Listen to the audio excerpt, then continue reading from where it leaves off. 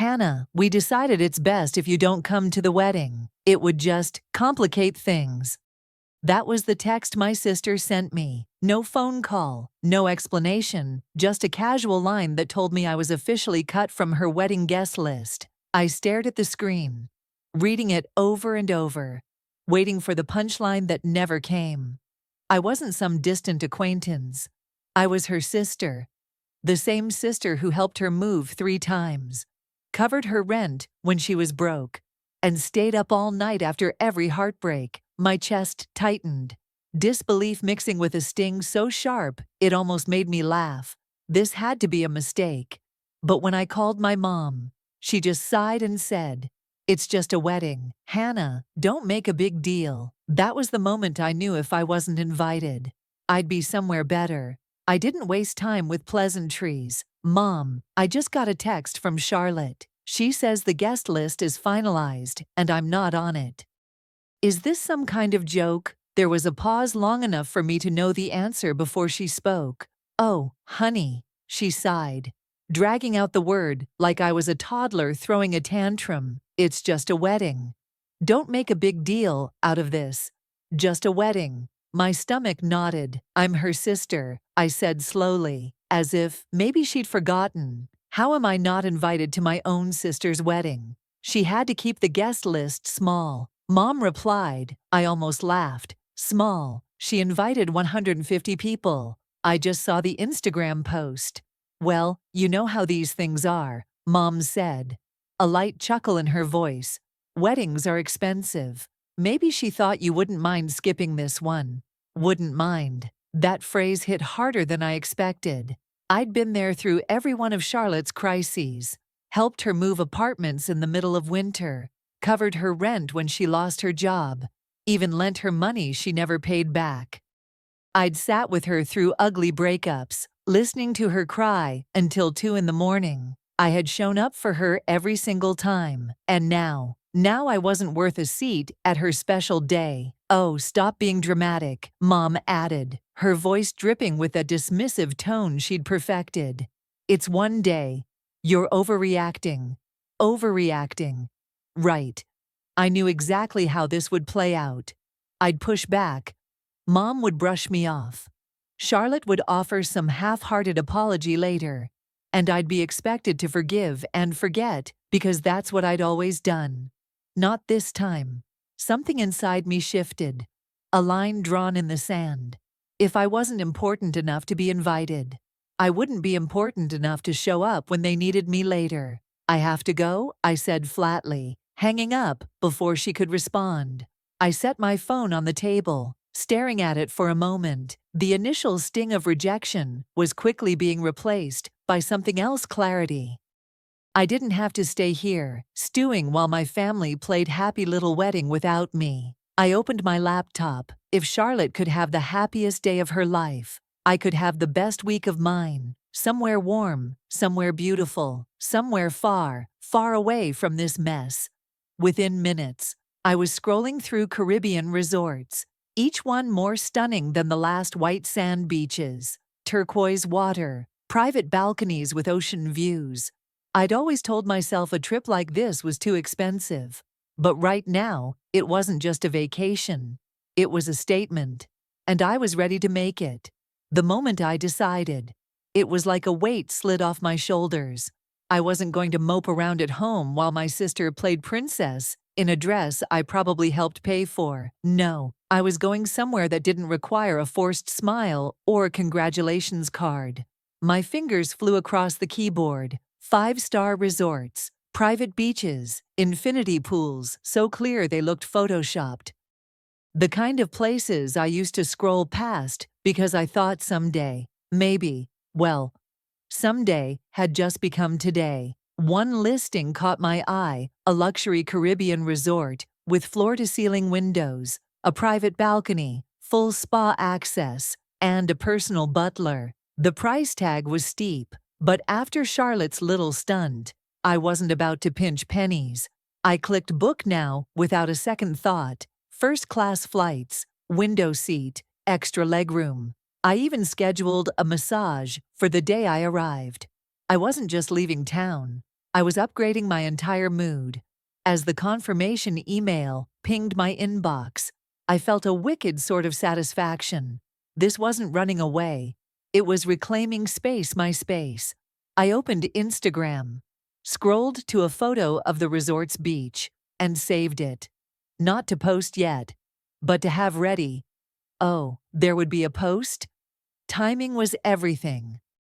By the next day, my suitcase was half-packed breezy dresses, wide-brimmed hats, and enough swimsuits to last me through a small hurricane. I tossed in a pair of heels, not because I'd need them, but because it felt indulgent. 2 days later, while Charlotte was finalizing seating charts, I was at the airport sipping an overpriced latte, boarding pass in hand. When my flight took off, I snapped the first photo, my legs stretched out in the first-class seat, a glass of champagne in hand, the skyline shrinking below, caption cut from the list, but still living large.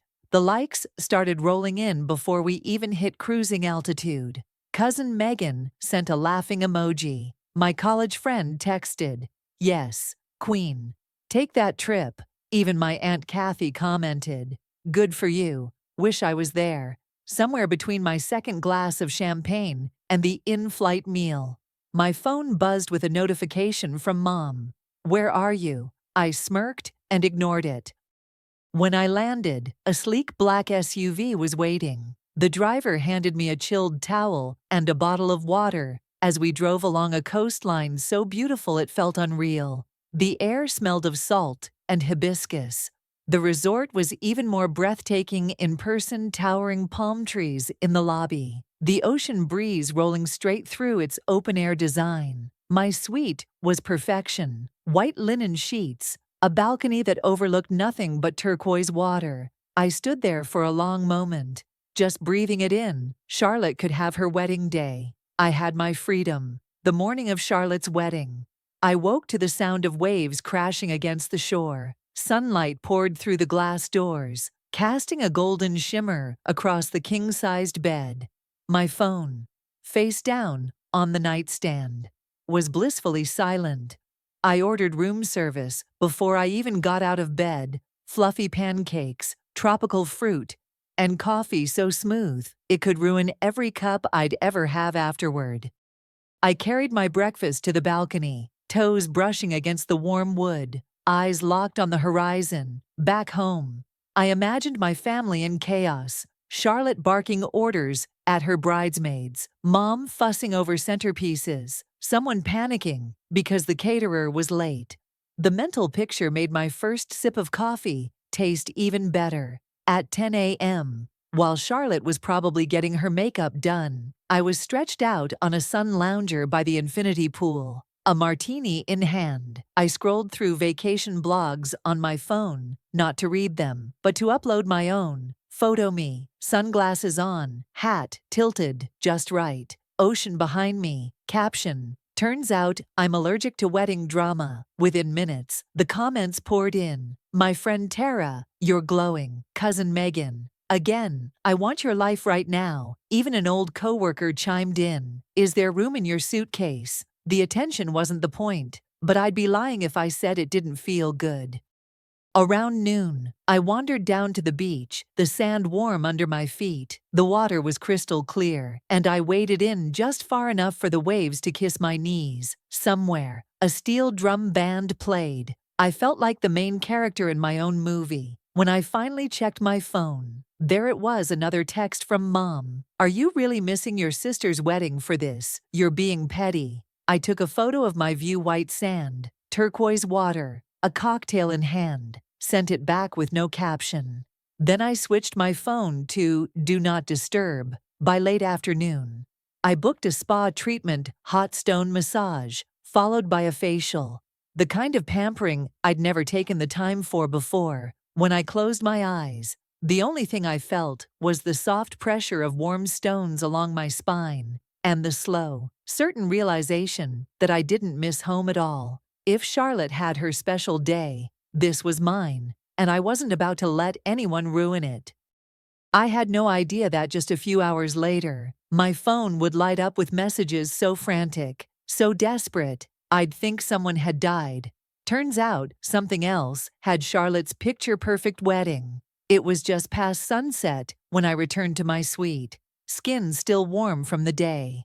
The balcony doors were open, letting in the ocean breeze, and I'd just poured myself a glass of wine when my phone lit up over and over like a slot machine hitting jackpot. At first, I ignored it, probably more comments on my latest post. But then I caught the names flashing across the screen. Mom, Charlotte, cousin Evan, even Uncle Ray. My curiosity got the better of me. I set my wine down and picked up the phone. The first text was from Mom. Call me. It's an emergency. I rolled my eyes. Everything was an emergency with her if it didn't go her way. I set the phone back down. 30 seconds later, another notification. Cousin Evan, you're not going to believe this. Call me now. Then, Charlotte, where are you? I need you. The audacity made me laugh out loud. Need me? 2 weeks ago. I was apparently so irrelevant, I didn't even deserve a chair at her reception. Now suddenly, I was vital to the operation. I ignored her. Then came a message from Evan that I couldn't resist opening. The groom left. I froze, blinking at the words. My brain almost refused to process them. Left, I typed back. What do you mean, left? Evan replied instantly. Full meltdown. Big fight during the reception. He just walked out. Gone. No one knows where he is.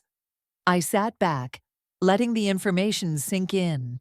Somewhere inside, a tiny voice whispered, "You shouldn't be enjoying this." But that voice was quickly drowned out by the louder one saying, "Karma's a beach, and I'm on one." More messages poured in. Uncle Ray and my dad had apparently gotten into a shouting match over family reputation. Grandma cried so hard they had to sit her down in another room. The venue cut the bar early because guests were fighting. It sounded less like a wedding and more like the season finale of a bad reality show. Charlotte texted again. "Please pick up. I need your help." I stared at the message for a long moment. The old me. The one who always patched things up, who smoothed over every conflict, would have called immediately. But that Hannah was on vacation. I snapped a picture of my wine glass against the backdrop of the sea at dusk, captioned it, "Busy enjoying my overreaction," sent it, then turned my phone face down, grabbed my wine, and stepped onto the balcony. Somewhere out there, my family was scrambling, spinning in the chaos they'd chosen for themselves. And me, I was exactly where I was supposed to be. The next morning, I woke to the soft sound of waves and the faint scent of hibiscus drifting through the open balcony doors. For one blissful moment, I forgot about the barrage of messages from the night before.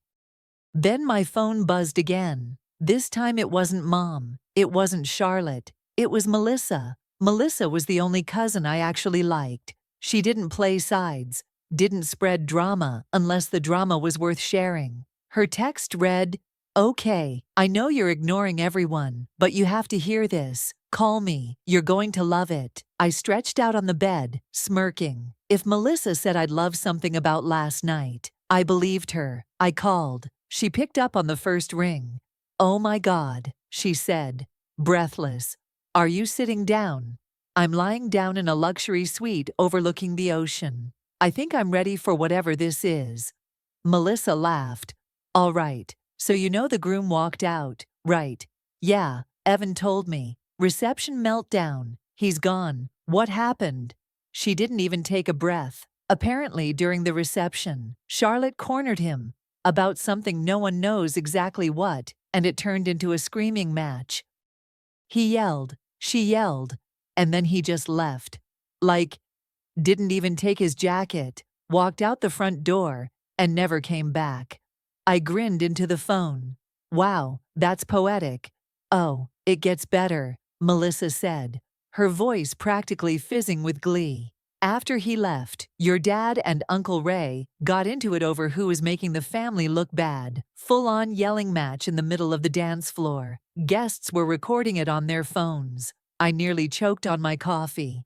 "Please tell me someone posted it," Not yet, but give it time, she continued. Then Aunt Linda started crying. Grandma got pulled into it, and she wait for it blamed the entire disaster on Charlotte for not inviting you. I sat up straight. Grandma said that, oh yeah, Melissa confirmed, right there in front of the whole table. She literally said, if you'd treated your family better, you wouldn't be alone in your wedding dress right now. I clapped a hand over my mouth, trying not to burst out laughing. That's beautiful. And then, Melissa said, barely able to keep her composure, your mom overheard Aunt Lisa agreeing with Grandma, and they started fighting. Like, shouting so loud the DJ turned the music down.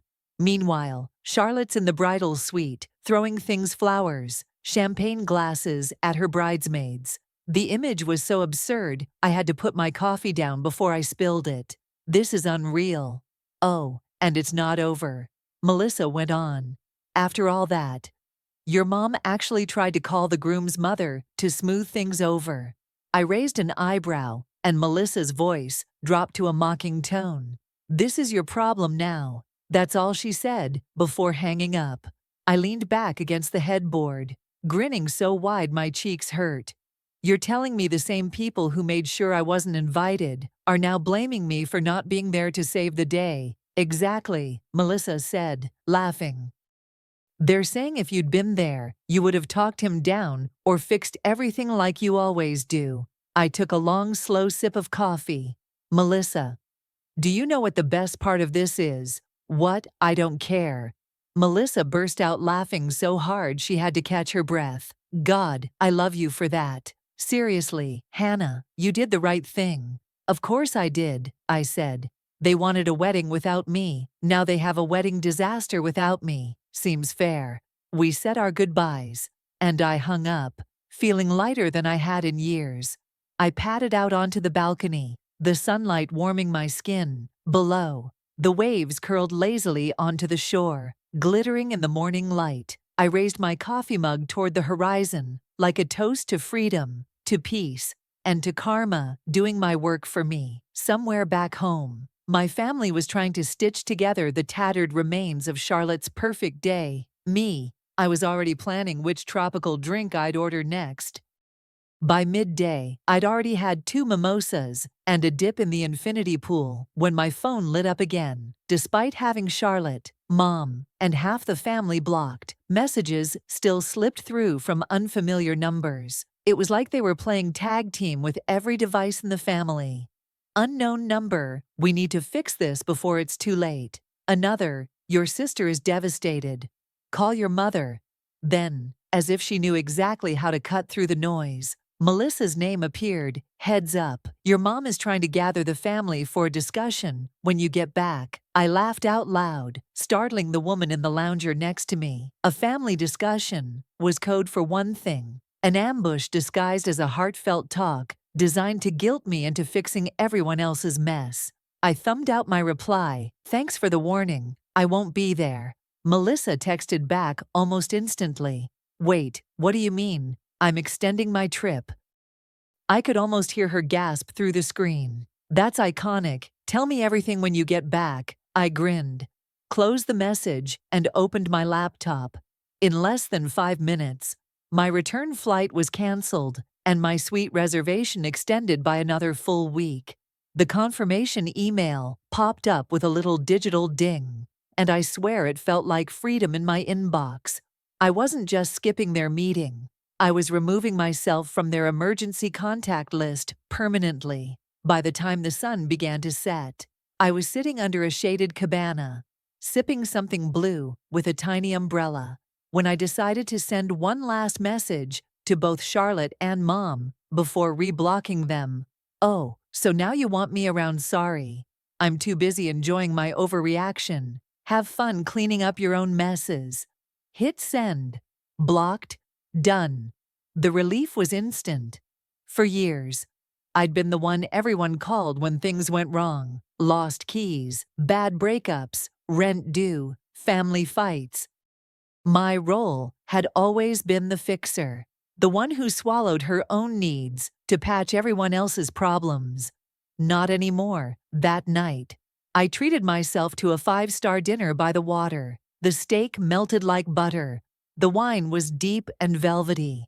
And the only conversation I had was with the waiter, who smiled without expecting me to solve his life. Halfway through my meal, my phone buzzed again. For a moment, I considered ignoring it entirely. But curiosity won. It was Melissa. "Charlotte just found out you extended your trip. She's furious. Mom's pacing the kitchen," Dad says. "Good for her. Grandma is now telling everyone the wedding was cursed because you weren't there." I actually laughed so hard I had to put my fork down. Cursed, huh? Maybe she was right. After dinner, I walked along the beach, the warm water brushing my ankles, the moonlight painting the waves silver. For the first time in years, my mind wasn't busy rehearsing how to fix someone else's disaster.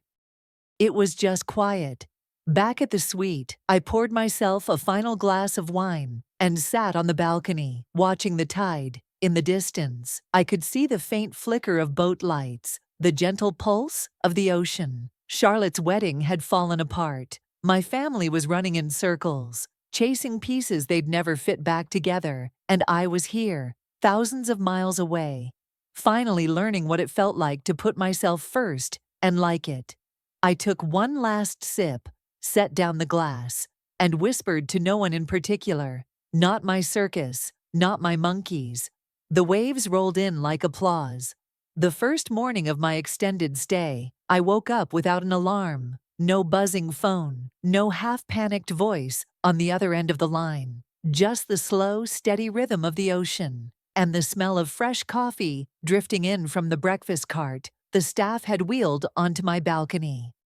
For years, my mornings had started with other people's problems, voicemails from Charlotte about rent, texts from Mom about family drama, messages from coworkers about last-minute deadlines. But here, the only decision I had to make was whether I'd spend the day by the pool or down on the beach. I wrapped myself in the plush white robe the resort provided, took my coffee to the balcony, and let the warmth of the sun soak into my skin.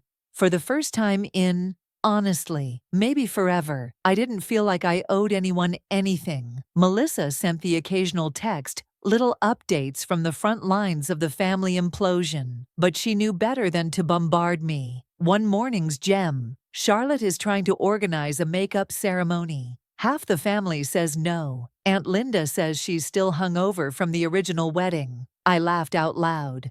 There was something poetic about watching them try to duct tape the pieces back together without the one person who used to be their glue.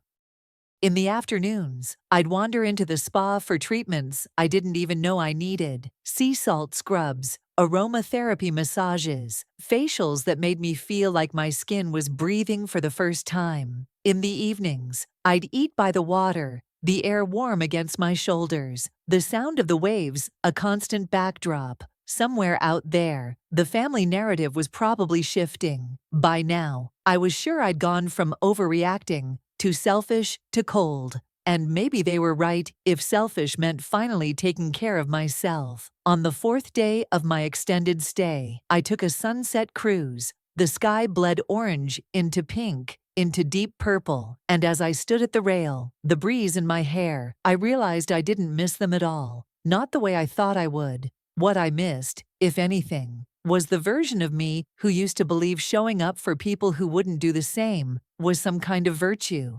She had been tired. She had been taken for granted, and she was gone now. When the boat turned back toward the shore, the lights of the resort glittering in the distance, I made myself a quiet promise. This peace, this sense of freedom, wasn't going to end just because the trip eventually did. On my last evening at the resort, I sat barefoot on the balcony, a glass of champagne in hand. The ocean stretched endlessly before me, the sky melting into shades of gold and coral as the sun dipped low. Back home, I imagined Charlotte still chasing after scraps of her makeup ceremony, Mom pacing the kitchen, half the family avoiding group chats altogether.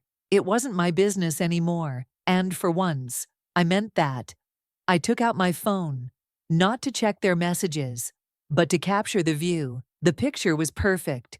The curve of the shoreline, The shimmer of the water, the soft glow of the sky. I posted it with one final caption: "Peace looks good on me." Within minutes, the likes and comments rolled in.